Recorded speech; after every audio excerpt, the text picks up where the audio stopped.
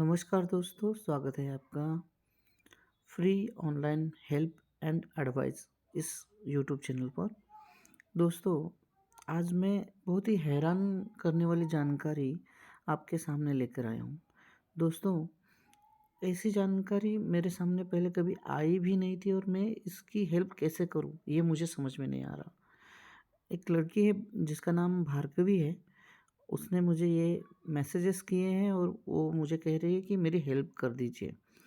तो बस 20 सितंबर 2022 को उसका मुझे पहला मैसेज आया था। उसके बाद मैंने उसे कोई रिप्लाई भी नहीं दिया था, लेकिन उसके बार-बार मैसेज करने पे मैंने उसे रिप्लाई दिया और उसकी फिर पूरी बात सुनी है, जो आपके साथ मैं आज शेयर करने वाला हूँ। और दोस्तों, मैं आपको बताना चाहता हूँ कि आपको भी किसी चीज़ की हेल्प चाहिए या फिर कोई एडवाइस चाहिए या फिर कोई परेशानी से आप अगर गुज़र रहे हो, तो आपकी समस्याएँ मुझे ईमेल कर सकते हो। ईमेल मैं आपको इसी वीडियो में दूँगा या फिर डिस्क्रिप्शन में दे दूँगा। वो वहाँ जाकर आप मुझे आपकी समस्या बता दीजिए या फिर कोई ऐसा नंबर दे दूँगा जिस पर आप अपने पूरी डिटेल्स मुझे भेज दीजिए, ताकि मैं आपकी हेल्प कर सकूँ या फिर अगर मैं ना भी कर सका तो ऐसे बहुत सारे कमेंट्स आते हैं, जैसे उसमें आपकी हेल्प हो सकती है, ठीक है? और दोस्तों, ये वीडियो अगर आपके काम की हो तो आप ज़रूर इनकी हेल्प कीजिए। और ऐसा नहीं है कि आप सिर्फ़ इनकी हेल्प कर सकते हो, इनके साथ-साथ आप खुद की भी हेल्प कर सकते हो। पूरा वीडियो देखिए, तभी आपके कुछ समझ में आएगा, ठीक है?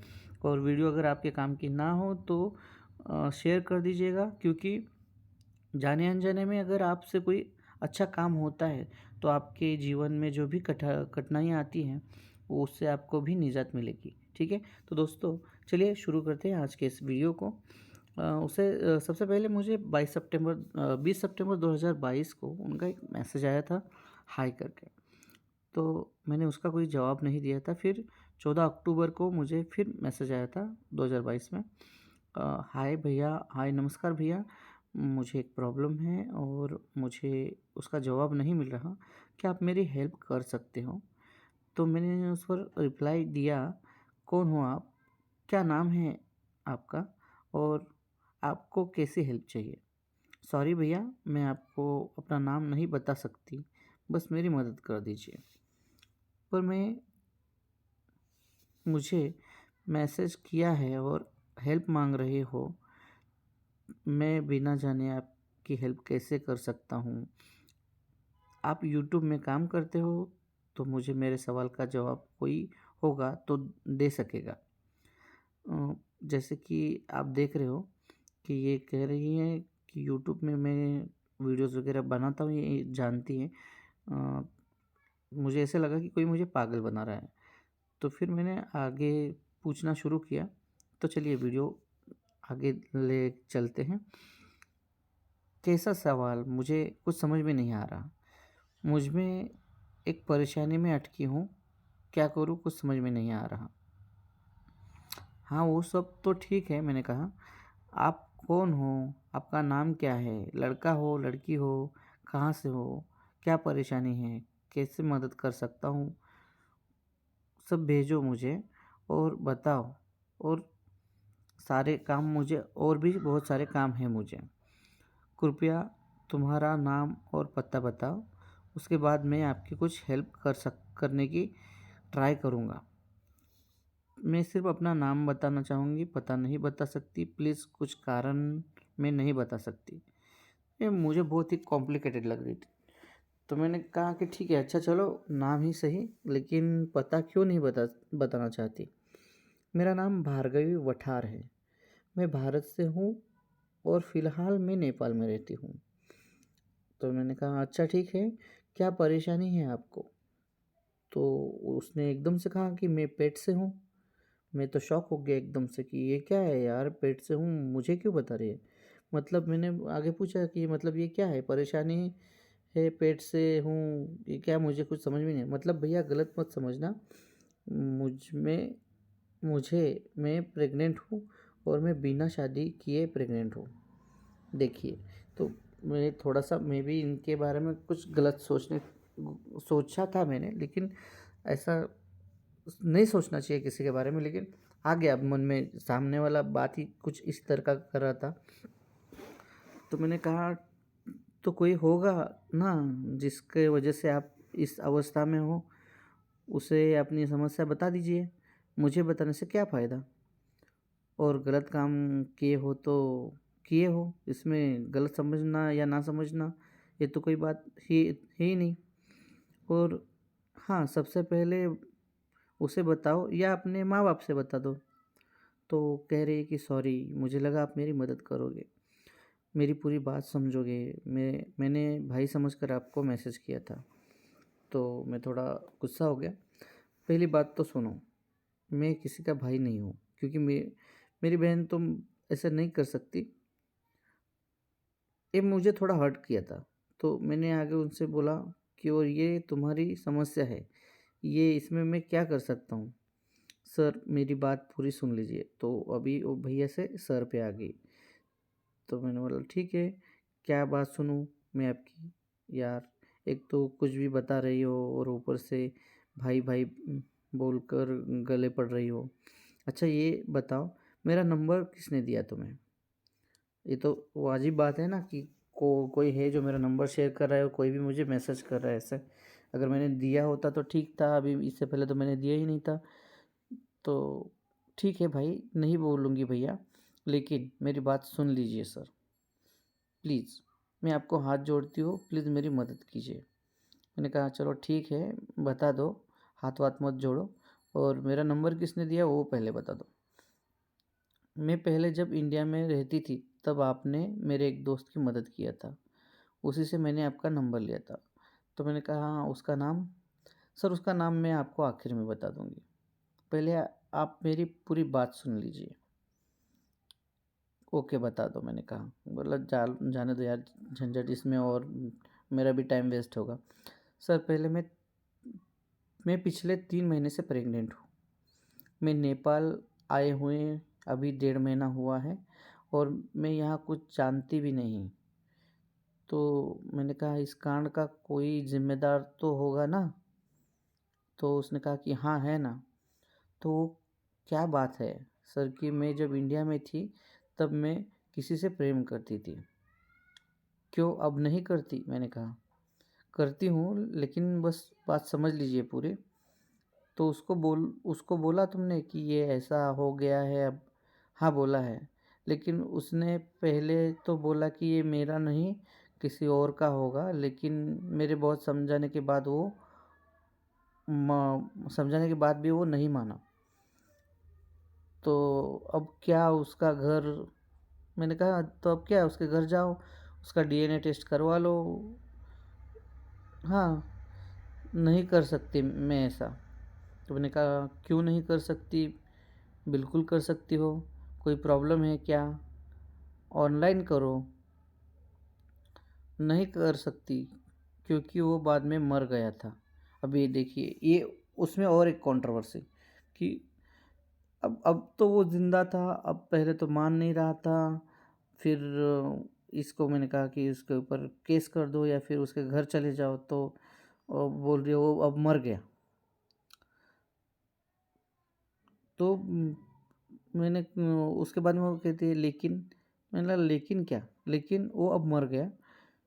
मैंने कहा झूठ बोल रही हो तुम, या वो तुम्हारा है या उसका नाम नहीं बताया तुमने, उसका नाम क्या है? आपको समझ में नहीं आया होगा। मैंने कहा झूठ बोल रही हो तुम, या वो मतलब सामने वाला, उसके तुम्हारा उसका नाम नहीं बताया तुमने, मतलब जो सामने वाला है उसका नाम नहीं बताया। नहीं, मैं झूठ नहीं बोल रही हूँ, उसका नाम धैर्य है। धैर्य क्या आगे? धैर्य संजन। पूरी जानकारी ली उसकी, कहाँ रहता है, क्या करता है, उसके माँ बाप। हाँ, मेरी एक दोस्त उसके घर के पास रहती है, उसी ने बताया मुझे। जब मैंने उससे पूछा तब पता चला। और मैं अपनी माँ के साथ रहती हूँ। 4 महीने पहले मेरे पिता का भी देहांत हो गया है, और ये मेरी सगी माँ नहीं है, ये मेरी छोटी माँ, सौतेली माँ। मैं उसे बताती लेकिन वो मुझे घर से निकाल देगी। तो मैंने कहा पहले तो मुझे ये यकीन नहीं है कि वो मर गया। दूसरी बात तो तुम पढ़ी लिखी हो, ऐसे कैसे कोई तुम्हें घर से निकालेगा। पापा के देहांत के बाद मेरी माँ ने सब बेच कर नेपाल आ गई है। इसका मयका यही है। अपने माँ बाप के यहाँ नया घर खरीद कर रह रही है। सब बेच कर आई है।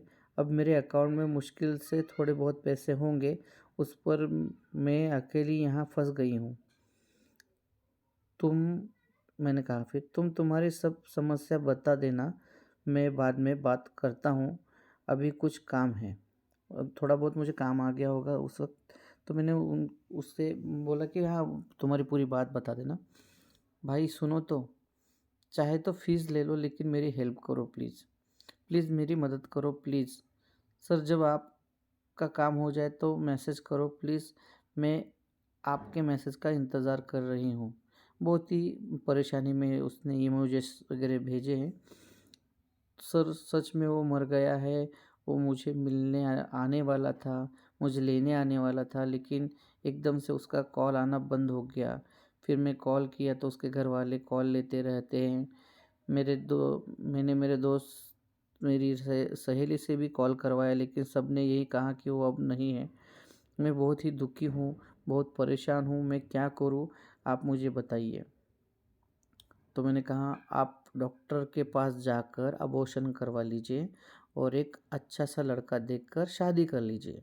अब इससे ज़्यादा मैं क्या क्या बताऊँ।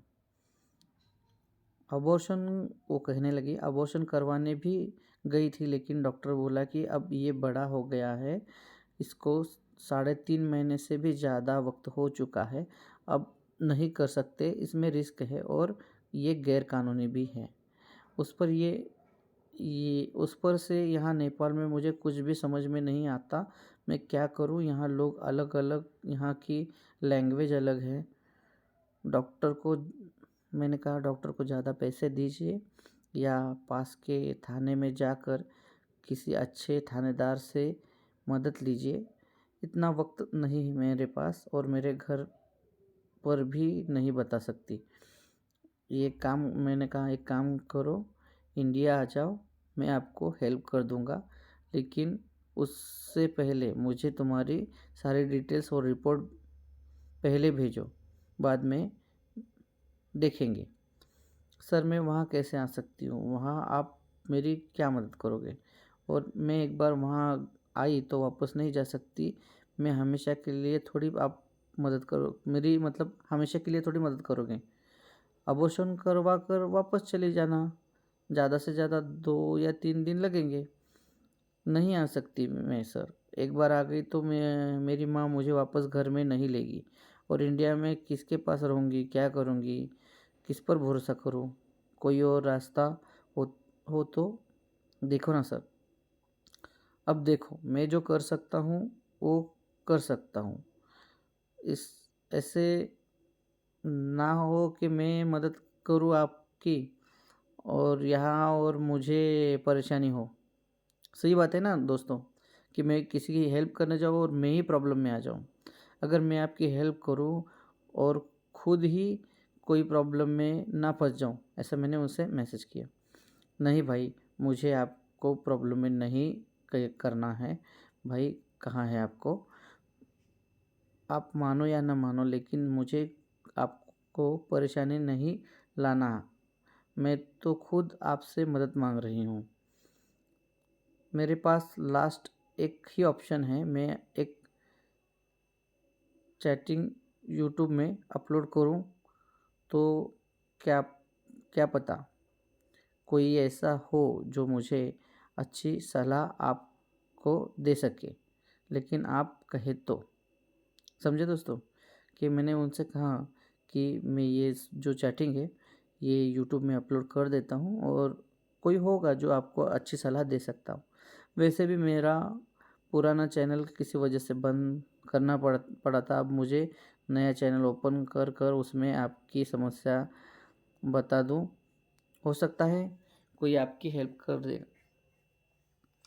तो आगे वो कहने लगे, हाँ ये भी सही है, लेकिन मुझे कैसे पता चलेगा कि किसने क्या सलाह दिया है।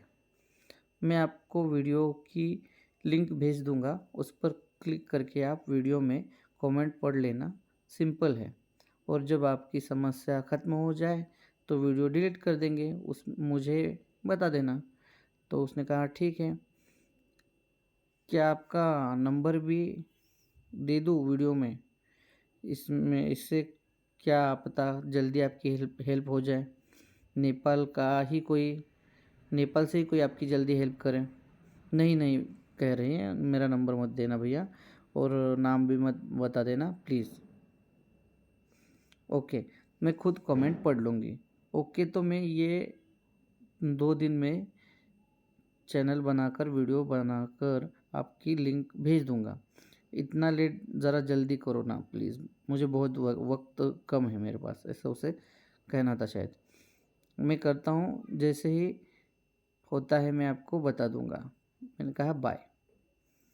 बहुत बहुत शुक्रिया आपका, आप सदा सुखी रहे भैया, खुश रहे, आपके घर में सदा खुशी रहे, ज़िंदगी भर मैं आपको कभी नहीं भूलूँगी। धन्यवाद आपका मेरे भाई। तो इतनी चैटिंग हो गई थी। मैंने कहा भगवान आपकी मदद करेगा, मैं तो बस ज़रिया हूँ। धन्यवाद मेरे लिए। उसने कहा मेरे लिए आप ही भगवान हो। तो दोस्तों, मैं कोई भगवान वगैरह नहीं हूँ, ऐसे उसने कह दिया है। तो दोस्तों, देखिए, इनकी प्रॉब्लम तो आपने सुन ली, जैसे कि मैंने आपको पूरी डिटेल्स बताई है। अगर आप कुछ हेल्प कर सकते हो इनकी, तो कमेंट्स में जाकर आप हेल्प कर दो, ताकि इनकी हेल्प हो जाए। और अगर आप नहीं भी कर सकते तो ये इस वीडियो को ज़्यादा से ज़्यादा शेयर कीजिए, ताकि कोई हो जो इसका सही मतलब इलाज उनके पास हो, या फिर कोई सही सलाह दे। और दोस्तों, ये जो चैनल है ये लोगों की हेल्प करने के लिए है। और आपकी भी कोई प्रॉब्लम हो, आपकी भी कोई समस्या हो तो आप बता सकते हो। फ़िलहाल दूसरा एक मेरे पास चैट आया है, उसमें एक लड़की ने अपने पति के साथ चीट किया था और वो अब पछता रही है, तो उसे सबके सामने माफ़ी मांगनी है, लेकिन बिना नाम बताए। उसके मन में वो घुटन हो रही है कि मैं कैसे बोलूँ। तो वो मुझे कह रही है कि आप मेरी इस वीडियो को डाल दीजिए यूट्यूब में। तो मैंने कहा ठीक है, पहले पूरी डिटेल्स देख लूँ क्या है, कुछ नहीं है, और उसे कन्फेस करना है बस। और दोस्तों, अगर आप इस चैनल पर नए हो तो प्लीज़ सब्सक्राइब ज़रूर कीजिए, शेयर कीजिए, लाइक करके बताएं कि आपको ये वीडियो अच्छी लगी कि नहीं लगी, और कमेंट तो ज़रूर कीजिए, क्योंकि कमेंट में आप सही सलाह दे सकते। थैंक यू, फिर मिलेंगे अगली वीडियो में ऐसे ही कुछ नया लेकर। तब तक के लिए शुक्रिया, थैंक यू, बाय।